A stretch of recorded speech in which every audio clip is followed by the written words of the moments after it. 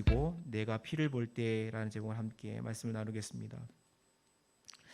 원래 여러 가지 말씀 10가지 재앙에 대한 말씀을 나눌 때마다 10가지 재앙에 대한 설명을 충분히 할 필요가 있다 이렇게 생각하지만 그렇게 다 설명하면 너무 오랜 시간이 걸리고 지루해질 수 있다 이런 생각 때문에 그냥 10번째 재앙으로 넘어갑니다. 오늘 본문은 9번째 어둠이 임하는 재앙 후에 있는 말씀입니다. 앞으로 10번째 재앙에 대한 이야기가 하나님이 직접적으로 하게 됩니다. 파라오는 어둠의 재앙이 임한 후에 여전히 이스라엘 백성을 내보내지 않습니다. 그리고 떠나가는 모세를 보며 출애굽기 10장 28절에 보면 너는 나를 떠나가고 스스로 삼가 이렇게 쭉 삼가고 저쪽 하면서 내가 내 얼굴 보는 날에 다시 보는 날에는 죽을 것이다 이렇게 말을 합니다. 그러니까 너무 열을 받친 거죠. 파라오는 대단히 열이 받쳐 있는 상태에서 모세를 만나 다시 보면 죽을 줄 알아라 뭐 이런 얘기를 한 겁니다. 경고한 겁니다. 이 경고가 대체 어떤 의미인지를 잘 모르겠습니다. 경고를 받는 사람이 경고를 하는 사람에게 이야기를 하는 거죠. 경고라기보다는 어떤 발악이라는 말이 더 쉬울 것 같습니다. 그런 후에 하나님 모세에게 마지막 재앙을 내리면서 파라오가 이제 히브리 백성들을 쫓아낼 것이다 이렇게 말씀합니다. 그게 11장 1절에 나오죠. 마지막 재앙은 이집트 땅의 모든 생물이 장자를 다 죽이는 것이다. 오늘 5절 말씀에 그렇게 말합니다. 그냥 단순히 이집트에 있는 그냥 사람들의 이집트인의 장자가 아니고 이집트에 살고 있는 모든 생물의 장자를 죽인다 그렇게 말합니다. 하나님은 이집트 땅에 내리는 재앙을 분명히 말씀을 하셨습니다. 10가지 재앙을 내릴 것, 많은 재앙을 내릴 거고 마지막에는 이렇게 될 것이다. 히브리 백성들이 재앙을 피하는 방법도 알려주셨습니다. 이렇게 해라. 이것은 히브리 백성들이 이전의 재앙의 피해를 전혀 입지 않도록 구별하신 것과 좀 다른 문제입니다. 그러니까 누구나 동일하게 임하는 재앙이었죠.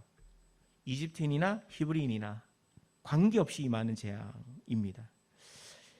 그런데 하나님이 이야기한 건 히브리 백성들이 피하는 방법을 알려주셨다 하는 거죠. 내용은 아주 간단합니다. 오늘 본문에 나오는 내용인데요. 어린 양을 취하여 잡고 그 피를 집 좌우 문설주와 임방에 바르고 잡은 동물을 구워서 무교본과 쓴 나물과 함께 먹어라. 뭐 이런 내용입니다. 근데 이제 뒤에 내용 보면 복장은 이렇게 하고 뭐 그런 내용이 나오지만 핵심은 양 잡아서 구워 먹고 그 피는 문의 대문 좌우에 그리고 위에 칠해라. 표시를 해라. 그런 뜻입니다. 이런 행위를 하면 이런 걸 보면 죽음의 사자가 뛰어 넘어갈 것이다. 그래서 유월절이란 말이 나옵니다. 뛰어 넘어가는 거.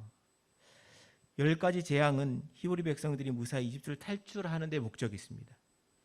그러니까 재앙이 뭔가 대단한 무언가가 있다 이게 아니고 그냥 단순히 이스라엘 백성들을 무사히 출애굽시키는 목적으로 사용된 것뿐입니다. 이 탈출 이야기에 있어서 가장 놀라운 건 인간이 하는 전쟁이 아니다 하는 겁니다. 사람이 하는 전쟁이 아니라 하나님과 이집트에 있는 수많은 우상들과의 전쟁이다 하는 것이죠. 오늘날의 많은 그리스도인들이 사람이 무언가를 해서 세상을 뒤집을 수 있다 이렇게 생각을 합니다. 근데 절대로 그렇지 않습니다. 세상이 갖고 있는 이념과 사상은 굉장히 또렷합니다. 강합니다. 근데 하나님이 역사하시면 그 모든 것을 깨고 뭔가 새로운 것이 일어난다 하는 것도 역사적인 사실이죠. 그래서 결국에는 출애굽에서 일어나는 하나님과 우상과의 전쟁은 오늘날에도 여전하다 이렇게 말할 수 있습니다. 10가지 재앙을 통해 이집트에서 믿는 각종 신들에 대한 허구를 말합니다. 이거 신이 아니야. 아무것도 아니야. 심지어 태양신의 아들이라고 불리는 바로의 그 허상도 그것도 허상이다. 거짓이다. 그냥 한 사람일 뿐이다. 그렇게 말합니다. 그리고 하나님은 죽이시도 하고 살리시도 하고 또 온 세상을 다스리는 전능자라는 걸 10가지 재앙을 통해 보여줍니다. 메뚜기도 오고요. 자연적으로 문제가 생기기도 하고 심지어는 태양이 가려지기도 하고 그리고 죽음의 문제까지도 하나님 직접 관여하신다는 걸 잘 보여줍니다. 하나님은 어린 양을 잡아 문설주와 엠방에 발라 재앙을 피하라고 이브리 백성들에게 말씀하셨습니다. 히브리 백성들만 그 소식을 알았을까요? 히브리 백성들만 그 소식을 알고 이집트 사람들은 몰랐다. 그거 아닙니다. 암암리에 다 알고 있었던 것 같습니다. 나중에 그 얘기는 또 하고요. 물론 문설주에 바르는 그 피, 어린 양의 피를 발라라 이렇게 얘기를 하면서 하나님이 그걸 보면 넘어가겠다 그렇게 말씀하셨습니다. 그리고 히브리 백성들은 그걸 했죠. 근데 하나님은 당신의 계획을 따라 그렇게 합니다. 근데 문제는 그 피에 대한 이야기를 할 때마다 피가 무슨 대단한 능력이 있는 것처럼 생각을 합니다. 어린 양의 피가 대단한 무슨 능력이 있고 무슨 대단한 효험이 있기 때문에 그렇다. 이렇게 생각을 하는 사람들이 많습니다. 그래서 기도하는 많은 좀 영빨이 있다. 이런 사람들이 있잖아요. 영빨 센 사람들이 있잖아요. 막 이렇게 막 귀신 쫓는다. 이런 거 하시는 분들이 잘 하는 말이 뭐냐 하면 어린 양의 피 이런 그런 소리를 합니다.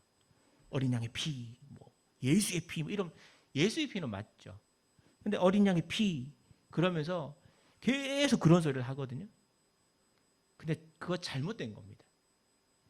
양의 피가 뭔가 대단한 능력이 있기 때문에 그렇지 않습니다. 그러면 양의 피 맨날 발라놔야죠.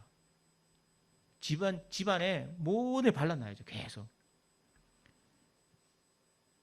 하나님이 말씀하시고자 하는 건 히브리 백성들이 하나님이 하라고 하는 걸 하느냐 안 하느냐를 본 겁니다. 그게 증거죠. 하나님의 말씀대로 하는 증거의 핵심이 뭐냐면 문설주에 바르는 겁니다. 그뿐입니까? 어린 양을 잡아서 먹는 것도 그런 거죠. 구워서 먹는 거예요. 여러분 피 자체의 능력이 있다. 그것도 잘못된 거고 뭔가 대단한 행동을 해야지만 그거 하나님 능력이 나타난다. 그것도 거짓말입니다. 하나님의 말씀대로 순종하는 그 행위가 필요한 겁니다. 이러한 순종 행위는 죽음을 넘어가는 은혜가 임하는 거, 새로운 인생의 새로운 삶이 출발하는 중요한 포인트가 됩니다. 하나님의 말씀대로 순종하면 그거에 대한 보상이 있습니다. 그 보상이 뭐냐면 은혜가 임하는 거죠. 하나님 주시는 특별한 은혜가 있습니다. 오늘날 많은 성도들이 그 은혜를 바라고 기도합니다. 그걸 위해 하나님의 말씀을 믿고 순종함이 필요합니다. 히브리 백성들은 구원을 위해 그 순종하였다라는 것을 성경에 보여줍니다. 넘어가는 은혜, 구원의 은혜를 경험한 겁니다.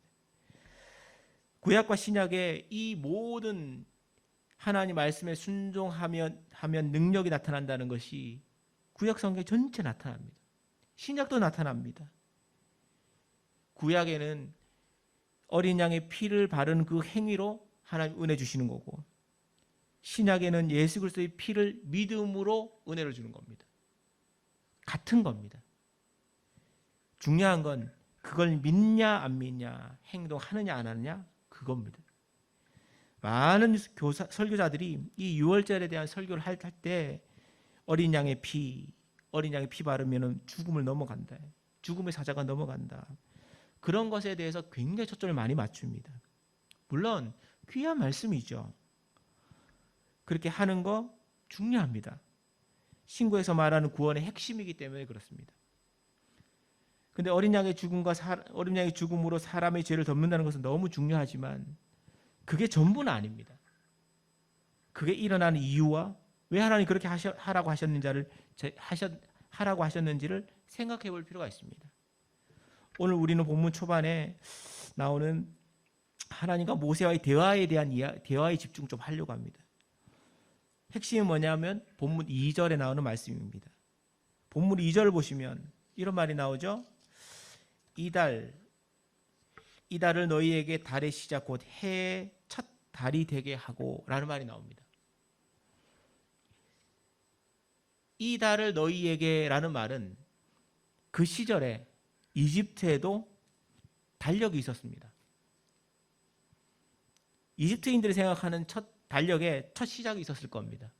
우리에게 1월 달이 있는 것처럼 1월 1일 12시가 딱 넘는 그 시점이 있는 것처럼 첫 달이 있고 첫 시작이 있었을 겁니다.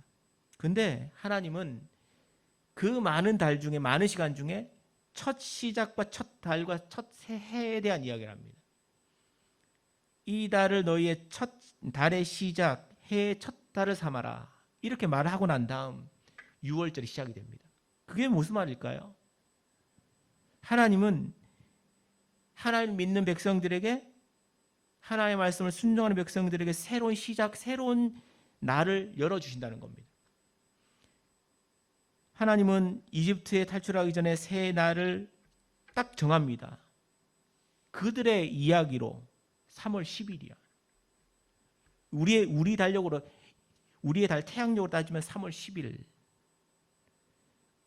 그 날이 유대인들에겐 첫 해고 첫 시작이고 첫 출발입니다. 하나님은 이집트에 탈출하기 전에 그걸 딱 정해놓고 새로운 역사가 시작되었음을 기념하라고 얘기합니다. 우리가 1월 1일 날 맞이하는 것과는 전혀 다른 문제입니다. 유대인들에게 3월 10일 첫 해는 니산월이라고 하는 그 달은 하나님이 그들을 포로되었던 억압되었던 땅에서 탈출하게 하신 역사를 기억하는 날입니다. 오늘날 우리가 그리스도인들이 그것을 기억할 필요가 있습니다. 하나님 우리를 구원하셨어. 그 날 그리고 그때를 그 감격을 기억할 필요가 있습니다. 구원파처럼 언제 네가 구원받았어? 몇 년 몇 월 며칠 그렇게 얘기하고 싶은 건 아니죠. 아닌데 이 날에 하나님 우리를 구원하셨어 라는 것은 중요한 이정표가 됩니다. 하나님의 백성에게 이 날과 새로운 삶이 시작되는 것은 인생의 전환점을 얘기하는 겁니다. 이집트 땅을 떠나 하나님이 주시고자 하는 땅으로 건너가는 것. 오늘날의 그리스도인들에게 신약의 그리스도인들에게 얘기하는 건 죄인된 인간이 구원을 입는 새로운 날을 얘기하는 겁니다. 그게 믿음의 시작이 되죠. 오늘 본문을 보면 하나님께서 그 날을 위해서 어떻게 하라라고 하는 것을 구체적으로 기록합니다. 4절부터 쭉 보면은요. 어린 양을 어떻게 보관하고 어떻게 잡고 어떻게 먹고 먹을 때는 어떤 모양을 하고 무엇과 함께 먹고 뭐 이런 내용까지 아주 소상히 기록을 합니다. 6월절에 행할 일에 대해 그렇게 구체적으로 기술하시는 건 그대로 하냐 안 하냐를 보는 겁니다. 그대로 할 거야 안 할 거야. 이게 이런 거야. 그리고 거기에 의미를 부여합니다. 죽음의 사자가 두루다니는 그 시점에서 하나님 왜 이런 행동을 하라 하셨을까? 그 두 가지요. 첫 번째는 생각해 볼 건 왜 구워 먹으라 하셨을까 하는 겁니다. 8절 상관절에 보면은 그 고기를 구워 먹어라 이렇게 나옵니다. 여러분 구워 먹는다는 건 지금으로 따지면 지금의 시절에는 고기 구워 먹으면 낭만이고 맛있고 뭐 그렇잖아요. 그런데 고대 문화에서는 구워 먹는 건 좀 야만적인 거였습니다. 진짜 고대 문화에서 진짜 대단한 건 좀 문화적인 건 뭐냐면 삶아 먹는 겁니다. 기본적으로 아궁이가 있고 그릇이 있고 그 불에 이렇게 해가 삶아가지고 이렇게 뜨뜻하게 먹는 겁니다. 근데 하나님은 왜 특별히 구워 먹으라 했느냐 하는 것을 기억해 볼 필요가 있습니다. 여러분 이집트 땅에 풍요할 때는 이렇게 하지 않습니다. 풍요한 이집트 땅에서 물 많고 풀 많고 먹을 거 많은 땅에서는 그렇게 하지 않습니다. 광야에서 급하게 무언가를 해야 할 때 그렇게 하는 겁니다. 급하게 무언가를 해야 될 때 언제든 먹고 떠날 수 있는 거 그런 상황에 처해 있다는 것을 기억하라는 겁니다. 이제 앞으로 그렇게 할 거라는 거죠. 그렇게 사는 날이 다가올 거라는 겁니다. 급하게 무언가를 하는 거. 또 한 가지 생각해 볼 거예요. 8절 아까 하반절에 보면요. 또 한 가지 더 기록하는데 무교병과 쓴나물과 아울러 먹어라 이렇게 나옵니다. 고기만 잘 먹으면 되지 왜 하필 무교병과 쓴나물을 같이 먹어라 하느냐. 무교병은 그냥 빵을 구울 때 누룩을 넣지 않은 겁니다. 그건 맛이 없습니다. 단 누룩을 넣지 않고 무교병, 그러니까 그렇게 만들면 오래 보관할 수 있습니다. 딱딱하고 오래 보관해서 거칠게 먹는 거죠. 맛없는 걸 그렇게 먹으라는 겁니다. 이게 뭘까요? 무교병을 급하게 만든다는 의미입니다. 급하게 만들어지는 거, 신속하게 만들어지는 거. 쓴 나물은요, 이집트 땅에서 고통스러웠다는 거 기억하라는 겁니다. 하나님 역사하실 때 이전의 것들을 기억하고 급하게 신속하게 말씀드린 행동을 옮기라는 겁니다. 그걸 행동으로 보여줍니다. 그러면서요, 허리에는 띠를 띠고 지팡이 짚고 그렇게 먹으라는 거예요. 집안에서요. 그게 뭔 행동일까요?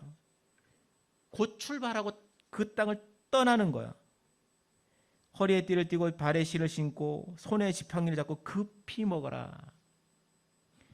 구워 먹는 행위는 급박함과 신속함을 얘기하고 지금 곧 일어날 일이다라고 말합니다. 하나님 분명히 10번째 재앙이 일어난다고 했습니다. 그리고 이렇게 하라 했습니다. 그렇지만 언제 일어나는지 언제 그게 할지는 말씀하지 않으셨어요. 그 대충 이렇게 될 거다라고 말씀하셨죠. 그리고 어떤 일이 일어날 건지는 하나님의 말씀뿐이지 사람이 경험해 본 적이 없는 겁니다. 어떻게 하나님의 영이 이렇게 임하니까 하나님이 죽음의 사자를 보내니까 그 이집트 전역의 장자들이 다 죽고요. 한꺼번에 그런 일이 어떻게 일어날까요? 근데 실제로 고고학적으로 이렇게 찾아보면 그런 일이 있었다고 얘기합니다. 이집트 역사를 보면요. 여러분 그런 걸 잘 살펴보면 구원은 하나님 주시는 구원은 어느 날 급박하게 와서 신속하게 사람에게 결단을 요구하는 겁니다. 그게 사람만 그러냐? 그렇지 않습니다. 교회도 그렇습니다. 하나님이 특별히 교회를 사용하시고자 할 때는 잘 준비해서 이렇게 체계적으로 이렇게 해서 이렇게 되니까 돼 라고 하는 경우가 잘 없습니다. 어느 날 하나님이 은혜 주시고 갑자기 막 몰아치는 거죠. 그리고 결정적인 순간에 이거 할 거야 말 거야 라고 하나님 물어보십니다. 그게 급박하게 결단을 하는 겁니다. 그때 누가 제일 먼저 해야 되냐면 사역자인 목사가 먼저 해야 됩니다. 목사가 하기에도 굉장히 두려운 걸 하나님 요구하시거든요. 들어 엎어 뭐 이런 거예요. 이거 뭐 다른 데로 옮겨 뭐 이런 거야. 아무것도 준비 안 됐는데 이거 해. 그런 식의 결단을 요구하면 신속하게 뭔가 결단을 요구합니다. 급박하게.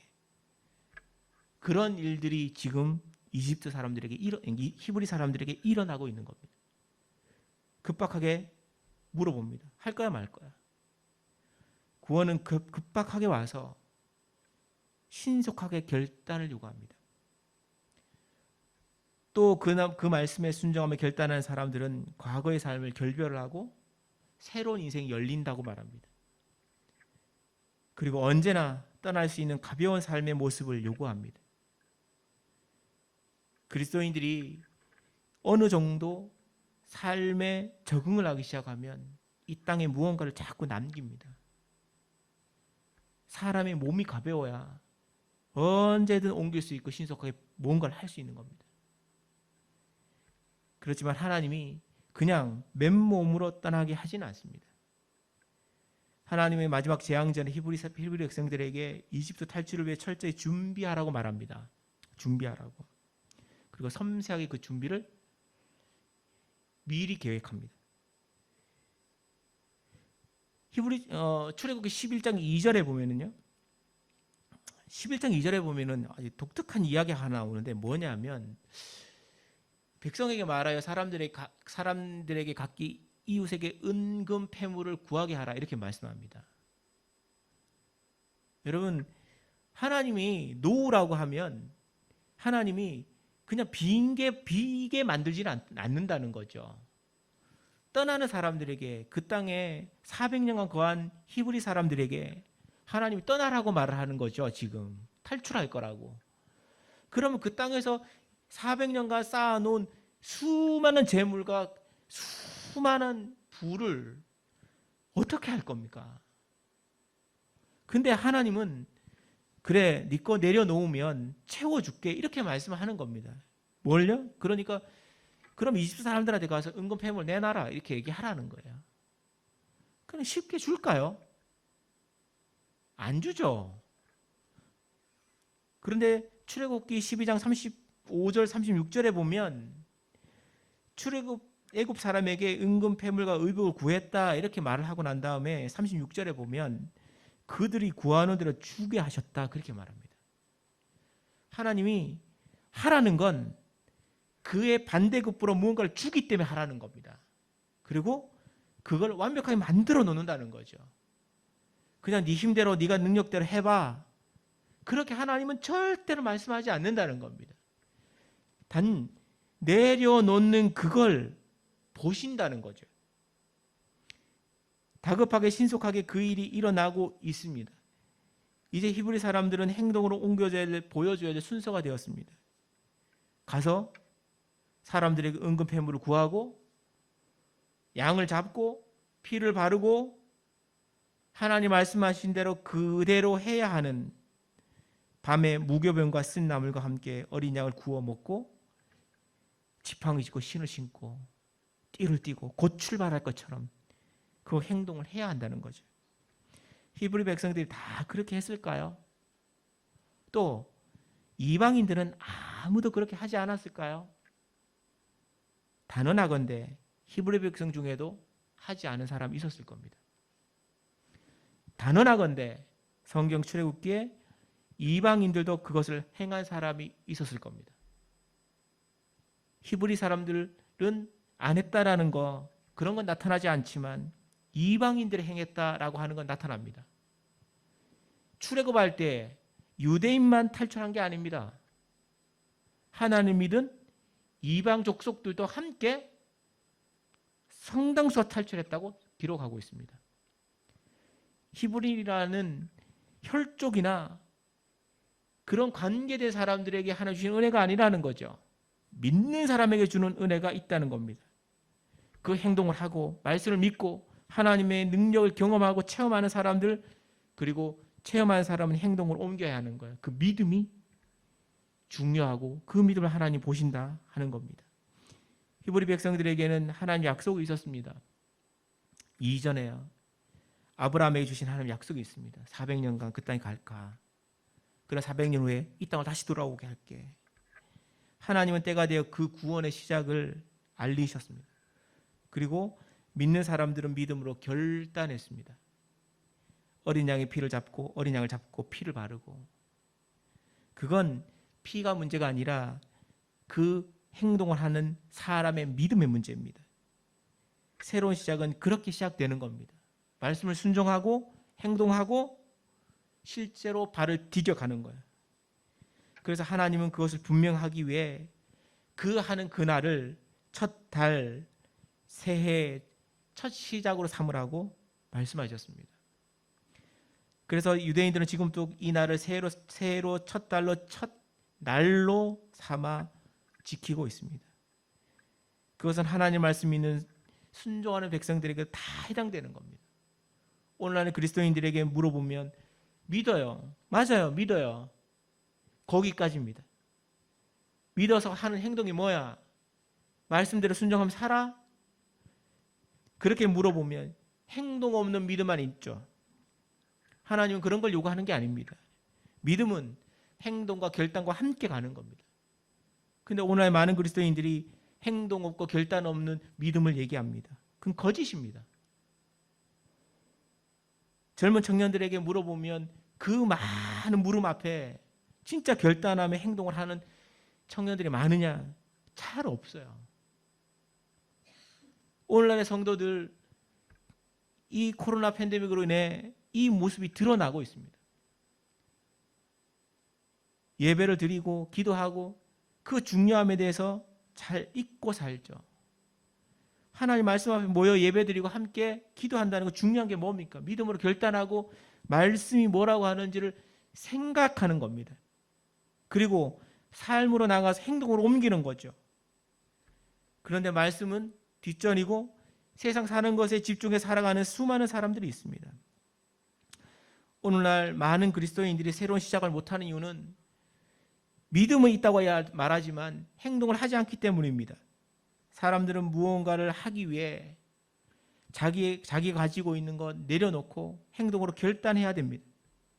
자신의 손에 있는 것 내어놓지 않으면 다른 걸 잡을 수 없다는 거 당연한 거잖아요.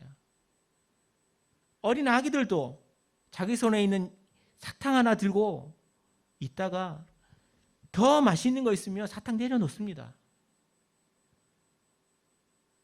혹은 엄마를 진짜 잘 믿고 아빠를 너무 믿으면 그 사탕을 내려놓습니다. 왜냐? 더 좋은 거 줄 줄 알거든요. 손을 펴서 내려놓는 연습을 해야 되는데 오늘날에 많은 교회들이 그 연습을 하지 않는 거죠. 더 좋은 삶, 더 행복한 삶, 사람들은 기대하며 삽니다. 청소년들은 대학 가면 진짜 더 좋은 삶이 열릴 거라고 생각합니다.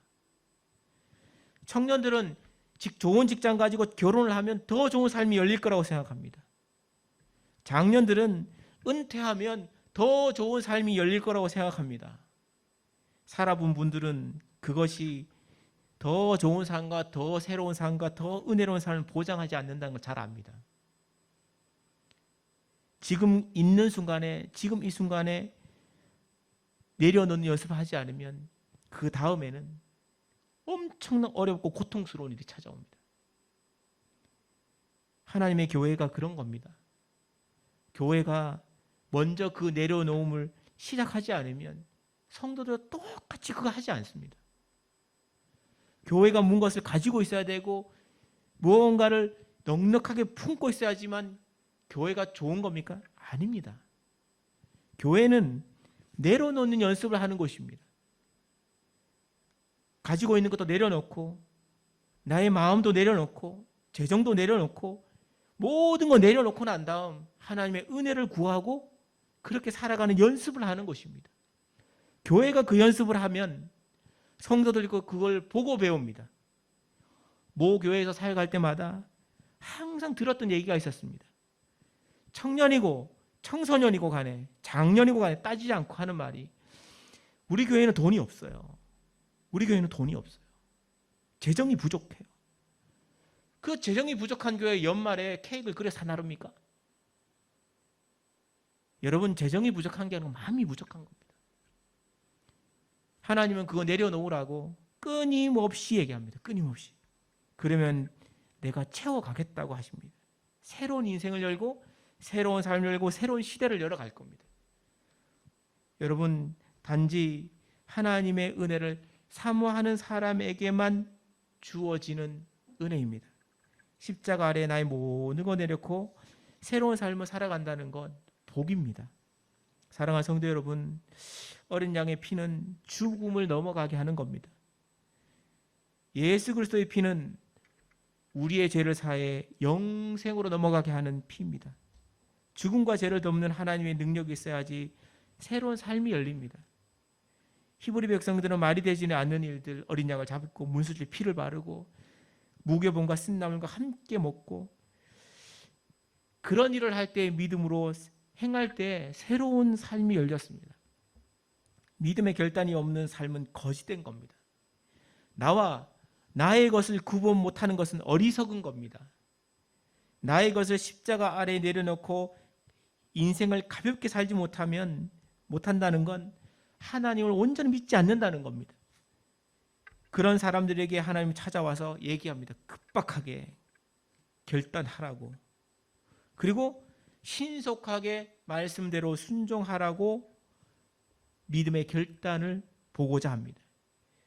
하나님은 그 믿음은 결국 나를 비워 예수로 채운다, 복음으로 채운다 하는 것으로 귀결됩니다.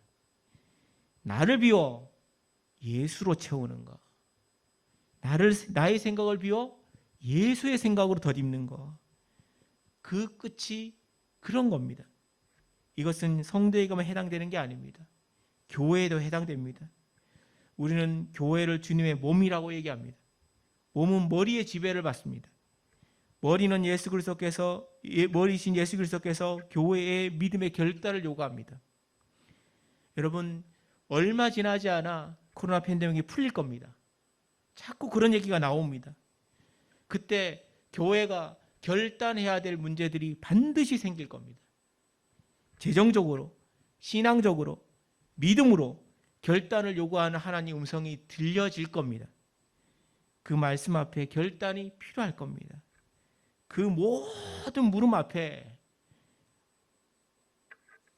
가장 중요한 물음을 하나님이 던지실 건데, 교회에 던지실 건데, 교회의 주인은 누구인가? 라는 질문을 던질 겁니다.